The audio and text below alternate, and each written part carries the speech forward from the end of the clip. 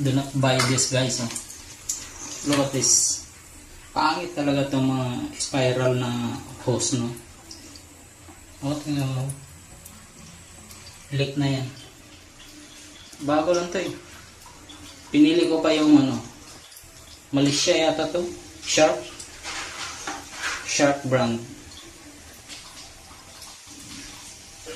Ayaw pa mag-focus na po. Ayan. Sharp brand.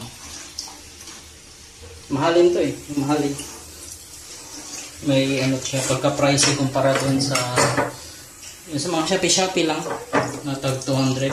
Oh, may leak ko. Oh, di ba? Bago lang to. Isang buwan pa lang. Wala pa nga siguro isang buwan, ganun. Normal usage lang. Ayan.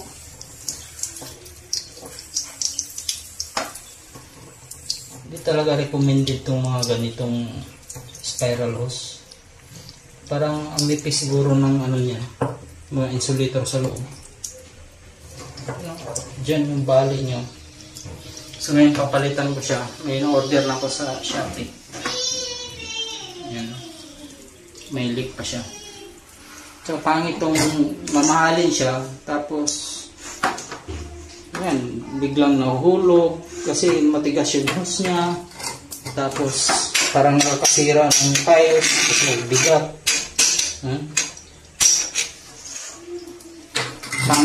Buti bili na lang kayo ng Shopee. Ayan. So bumili ako dito. Ito ABS plastic. Yan. And then meron siya sariling ito bracket. Bumili din ako ng ano dyan, connector na T. Then mayroon siyang individual na shut off. So hindi ka tulad nitong shark na to na mamahalin. Meron siyang separate na mount ganyan. So dinrail ko pa dyan. Kaso ordinary tox lang yung sa akin. Wala akong butterfly kaya ano siya, gumagalaw-galaw. So ito yung ipapalit ko, guys. So, yan. Parang T siya or Y. Ganon. Meron siyang individual na shut off. So ito papunta doon sa flush ng toilet, ito sa bidet. Sa bidet. Yan. And then itong mount na yan, dito yan mag-attach. Yan. Yan. So yan siya, papasok doon. Mamaya, sige. Install na natin to. I-prepare ko lang yung tanggalin ko muna yan. Let's go. Yan.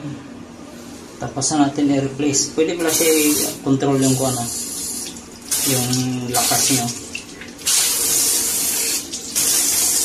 So masyadong tino yung tubig niya. So ayos lang. Yan o. Parang dito ako nagagandahan sa bitan niya. Pero delikado mabali ito pag hindi ingatan. Pero parang ano siya, ABS plastic naman. Yan. ABS plastic or metal. Hindi ko masyadong mani. Parang metal naman siya. Ito ang ABS plastic. Yan. Tapos itong mga connector niya parang aluminum. Yan. So walang leak. Ayos na. So itong walang pinta na to na sharp na mamahalin. Yan. Tapon na natin yan.